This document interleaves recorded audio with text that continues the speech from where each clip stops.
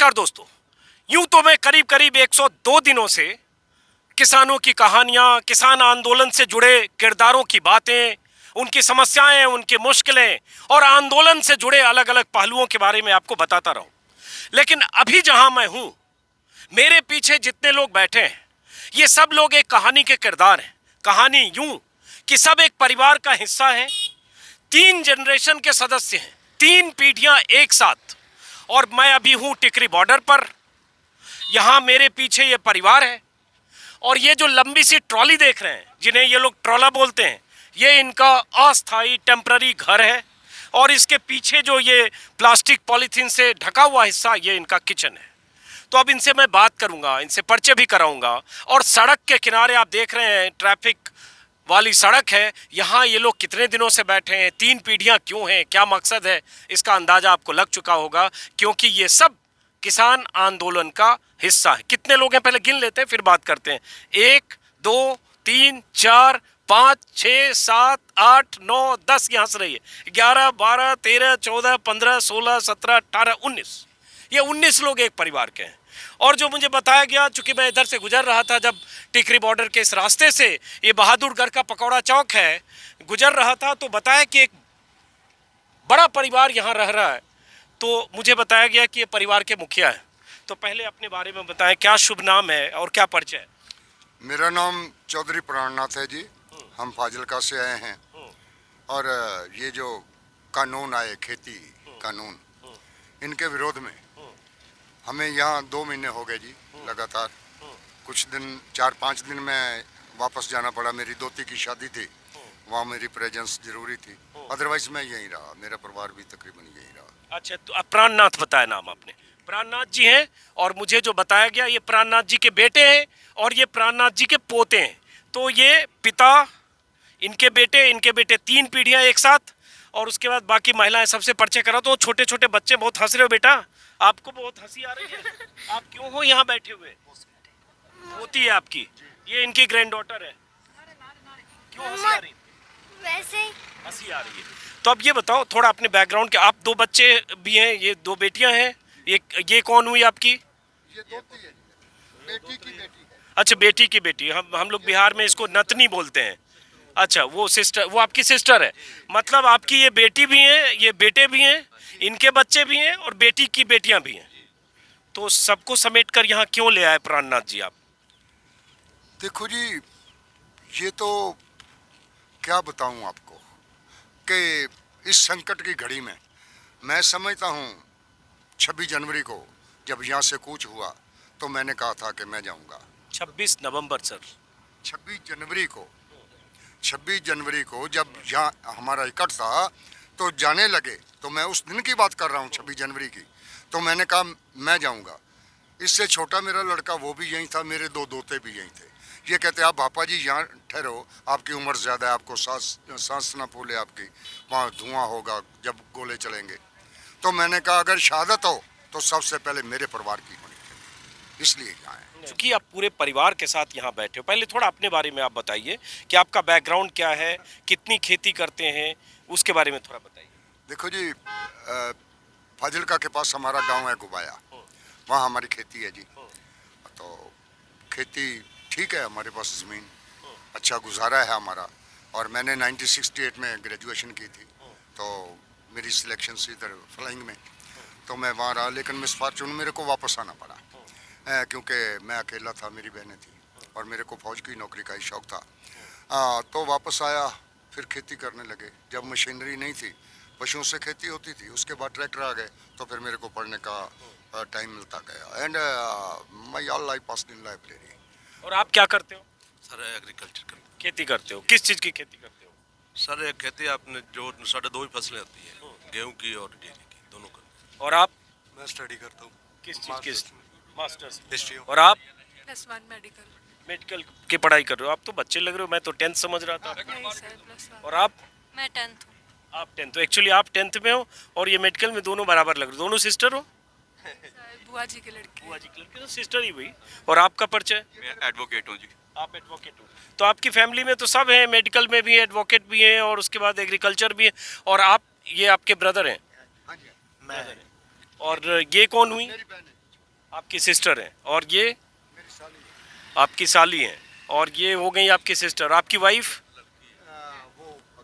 Okay चलिए। और ये जो लेडी है पीछे? ये मेरे बहन की नूंह है जी। चलिए, तो इस तरह से आपने देखा, मकसद ये था कि पूरे परिवार को आप समझिए। इनकी बहन भी हैं, बहन की बेटी भी हैं, साली भी हैं, चचेरे भाई भी हैं, उनके बच्चे भी हैं और उनके बाद ये छोटे छोटे बच्चे भी हैं। सवाल वही कि इस मौसम में गर्मी होने वाली है, आपका घर होगा, जब इतना बड़ा आपका ट्रॉला है, ट्रॉला बोलते हैं आप जी लोग? ट्रॉला। जब ट्रॉला ही इतना बड़ा है तो घर भी बड़ा होगा? हाँ शायद बड़ा होगा। इतना बड़ा तो नहीं, बड़ा कितने एकड़ की खेती है? 25 एकड़। 25 एकड़ की खेती है, इतना बड़ा ट्रॉला है तो घर बड़ा होगा। तो बड़े घर वाले आप किसान हैं और उसके बाद अच्छा परिवार है आपका। इस सड़क के किनारे क्यों है ऐसे गंदा सा ये शेड लगा हुआ है, इसमें किचन होगा, तो क्यों लगा आपको कि सब पूरे कुनबे को लेकर, परिवार को लेकर ऐसे सड़क पे आना चाहिए? सर बात ये है कि ये खेती कानूनों से ज़्यादा मैं समझता हूँ it is try to change our civilisation.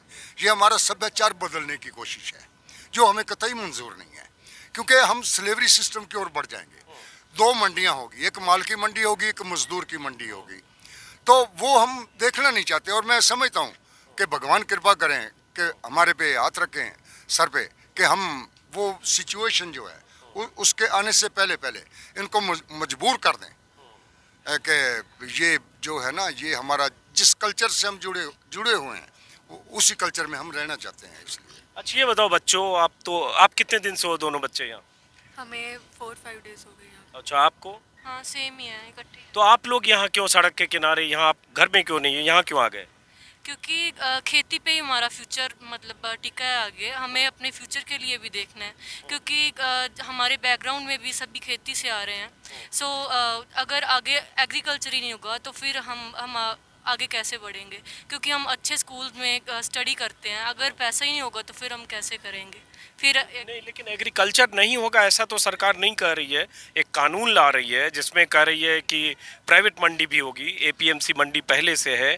तो ये तो ऐसा है नहीं कि एग्रीकल्चर नहीं होगा। क्यों लगा आपको ऐसा?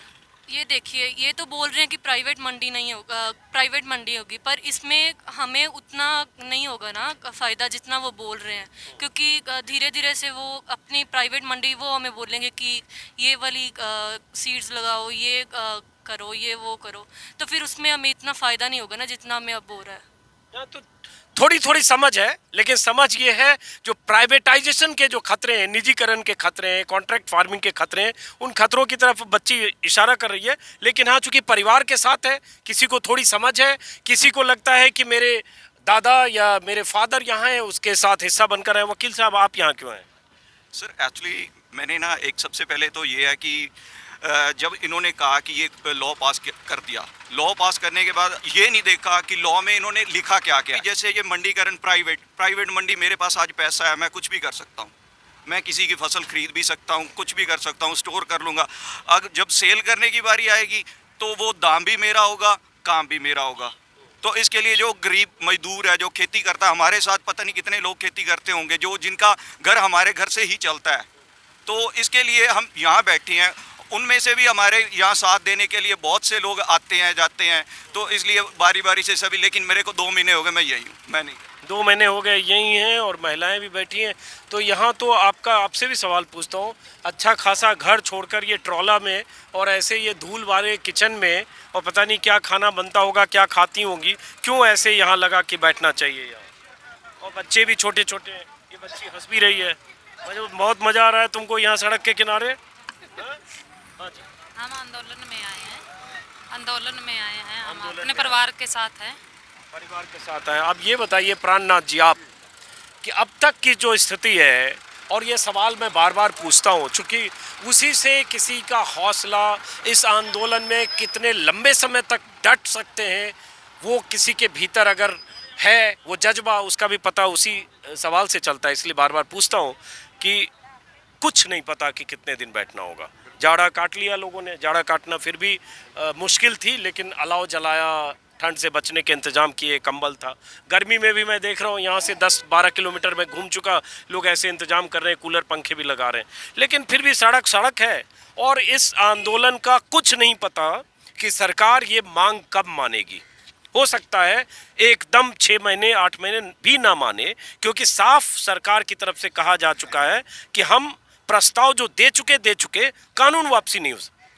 मैंने पहले भी कहा था, मैंने एक दिन स्टेज पे भी कहा था, एक किसान की 2 कनाल ज़मीन है, एक की 2 एकड़ ज़मीन है, एक की 20 एकड़ ज़मीन है, लेकिन गंडासे का साइज एक जैसा होगा, उसको एक ही लगता है कि मेरी ज़मीन गई, मेरी ज़मीन गई।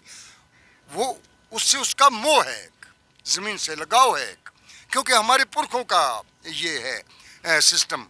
तो इसलिए अगर वो इन्होंने कहा कि माओवादी है, आतंकवादी है, और मैं ये समझता हूँ किसानों का ये लिखा था जोश मलियाबादी ने, मुत्तहिद हो तो बदल सकते हो निज़ाम आलम को, मुत्तहिद हो तो बदल सकते हो निज़ाम आलम को, मुंतशिर हो तो मरो फिर शोर क्यों मचाते हो। अगर इकट्ठे हो निज़ाम आलम को बदल सकते हैं, हिंदुस्तान की सरकार तो क्या। तो इसलिए हम चाहते हैं कि ये जल्दी से जल्दी ये वापस लें, क्योंकि देखिए मैं हैरान हूँ, मेरी ज़िंदगी में कुछ घटनाएं जो खास मेरे को याद हैं। जवाहरलाल नेहरू का राज्य था, लाल बहादुर शास्त्री रेल मंत्री थे, तो एक रेल का एक्सीडेंट हो गया, उन्होंने रिजाइन कर दिया, शास्त्री जी ने इस्तीफा दे दिया, रिजाइन कर दिया था। और मैं हैरान हूँ कि जितने आदम का तबूत लगे हैं, को फोटो लगे हुए हैं, इसके फ्लेक्सी लगी हुई, उन पे चित्रों का हार है, वो अभी भी कुर्सी पे चिपका हुआ।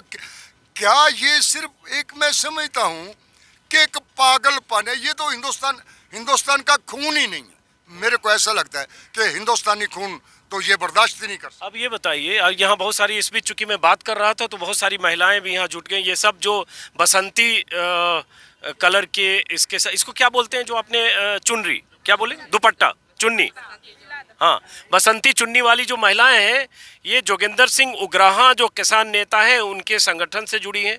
और बसंती रंग का रिश्ता भगत सिंह से है, पंजाब से है, शहादत से है, और रंग दे बसंती चोला से है। तो इसलिए इन महिलाओं का रंग ये है, और यही रंग जोगिंदर सिंह उग्राहा के संगठन के झंडे का भी रंग है। तो वो सब भी आ गई हैं, ये परिवार यहाँ बैठा है। वापस हम यहीं आते हैं कि ये बताइए कि दिन कैसे कटता है यहाँ। मैं ये किसी और से पूछता हूँ, दिन कैसे कटता है। वहाँ घर में थे, घर की स्थिति अलग होगी, यहाँ सड़क के किनारे हैं, ये ट्रॉली में हैं, और ऐसे इस धूल भरे इस प्लास्टिक वाले किचन में। हमें कोई प्रॉब्लम नहीं है जहाँ, हम अपने बच्चों के साथ बहुत खुश हैं। जहाँ घर जैसी तो चीज़ नहीं मिल सकती, लेकिन हमारी मजबूरी है जहाँ रहने की, जैसे हम रहेंगे हम ठीक रहेंगे। आप लोग को भी कोई दिक्कत यहाँ नहीं है? नहीं, कोई दिक्कत नहीं है, मतलब हमें एडजस्ट करना है। बहुत अच्छा जा रहा है, हम अपना बनाते हैं, अपना खाते हैं, नहाने के लिए सारा बाथरूम टॉयलेट सब है, अच्छा है यहाँ। और चीज़ मैंने अभी देखा यहाँ, चूंकि बाथरूम टॉयलेट की बात की, तो किसान बहुत इनोवेटिव ढंग से टॉयलेट भी बना रहे हैं। ये देखिए, ये एक पोर्टेबल सा जो भी कहें टॉयलेट है, यूरिनल है, और यहाँ बगल में देखें दोनों तरफ, 3 तरफ से ये बॉटल जो है, कोल्ड ड्रिंक्स की bottle, Coca Cola, Thums Up, उसकी बॉटल से इन्होंने 3 तरफ का जो पार्टीशन है उससे किया हुआ है। ये सर कल मेरा पूरा दिन लगा जी, बच्चे भी लगे रहे मेरे साथ। अच्छा, ये आपने बनाया है? हाँ जी, तो आपने बनाया है ये? जी हाँ। अच्छा। तो ये कबाड़ इकट्ठा करके तो उसका चलिए, तो ये भी इन्होंने बनाया है, ये इसके सामने। और आइए आप प्राणनाथ जी, आप यहाँ बैठिए।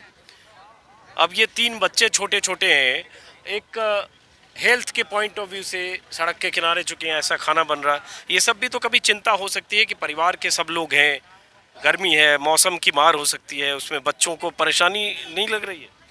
सर ये परेशानी बहुत कम है, इससे बहुत बड़ी परेशानियां आने वाली हैं। अगर ये हालात ऐसे रहे, ये रूल ऐसे रहे, और मैं समझता हूँ कि पूरा देश बिक चुका है। हमारे फ्रीडम फाइटर्स ने क्या क्या मुसीबतें नहीं झेली। तो मैं समझता हूँ कि आप ये मेरे पास बुक्स पढ़ी हैं काफ़ी, तो आप उनमें ही देखिए कि हमारे फ्रीडम फाइटर उन्होंने उन पे क्या क्या मुसीबतें आई, कैसे उन्होंने फांसी के फंदों को चूमा। तो ये कितनी मुसीबत है, ये कोई मुसीबत नहीं है। ये जब हमारे लीडर जब भी ऑर्डर करेंगे तो फिर कुछ और ही होगा। मैं ये एक शेर है, जोश मलियाबादी का ही शायद शेर है जी। खबर देती है तहरीके हवा, खबर देती है तहरीके हवा तब्दीले मौसम की, खिलेंगे और ही गुल जमजमाए बुलबुल के कम होंगे, बदल जाएगा म्यारे शराफत चश्मे दुनिया में, ज्यादा थे जो अपने जुम्म में वो सबसे कम हो गए। चलिए, तो ये हौसलों पर ये शेर है, और इस शेर के साथ वो जज्बा है जो जज्बा इन्हें सड़क के किनारे भी बहुत खुशी के साथ, बहुत हौसले के साथ, बहुत उम्मीद के साथ सड़क के किनारे बैठते हुए भी इन्हें कोई शिकायत नहीं है, तो उसी हौसले का नतीजा है। इस बीच बहुत सारे लोग जुड़ गए हैं और जो आसपास आते हुए रुक गए। और इस आंदोलन में बुजुर्ग बहुत दिखते हैं, ऐसे 70 साल 80 साल 90 साल के बहुत सारे बुजुर्ग दिखते हैं, महिलाएं हैं। ये घर है, एक झलक में इनके घर की, ट्रॉला बोलते हैं ना इसको, हम लोग ट्रॉली देखते हैं, ट्रॉला है, बहुत लंबा है ये, डबल मंजिला। 1 मिनट हटिएगा जरा, इनका ये दिखा दें हमें, ये किचन। और अच्छा ये अंदर है, ये देखिए पीछे अंदर टीवी भी लगा है, शायद टीवी भी लगा है, डिश लगा है, ये डबल डेकर है। और इधर इनका किचन है, इसमें ट्रॉली है, इसमें ट्रैक्टर है, इसमें ट्रैक्टर और किचन। हो गया, इतना काफ़ी है, देख लिया आपका मैंने सारा इंतजाम। हाँ, कोई बात नहीं, टीवी है पीछे। ये सर पानी की टंकी तो है, इसमें इन्वर्टर बैठ रहा। अगर 2-3 दिन लाइट नहीं आती तो हमारे पास पूरा सिस्टम है इसमें, तो ये चलता रहता है। चलता और रहता। सबसे पहले मेरी हाथ जोड़ के विनती है आपको कि आप इधर आइए मेरे साथ, सभी खड़े हो जाओ। क्या हम आपको सलाम करते हैं, आप जैसे एक देशभक्त को। नहीं तो पूरा मीडिया कोलैप्स हो गया, कंप्रोमाइज कर गया। तो मैं समझता हूँ कैसे चलेगा ये मुल्क, मेरे को चिंता होती है। इसको चलाने के लिए आप जैसे योद्धाओं की जरूरत है। हम आपको सलाम करते हैं। देखिए, मैं आपको भी सलाम करता हूं और उन तमाम लोगों को जो इस लोकतांत्रिक देश में अपने अधिकारों के लिए किसी आंदोलन का हिस्सा बनते हैं। और लोकतंत्र की बुनियाद लोक से होती है, तंत्र सरकार होता है, लोक जनता होती है। इसलिए मैं मानता हूं कि लोकतंत्र में अभिव्यक्ति की आज़ादी, अपने अधिकारों की लड़ाई का हक सबको है, कोई सहमत असहमत हो सकता है। इसलिए एक आदमी, चाहे मैं चाहे आप, बहुत मायने नहीं रखते। अगर लोकतंत्र में लोग उस तरह से सोचे तो वो तंत्र बहुत मजबूत होता है, लोकतंत्र की जड़ें मजबूत होती है। और उसको इस तरह से भी कह सकते हैं, एक एक आदमी से लोकतंत्र बनता है।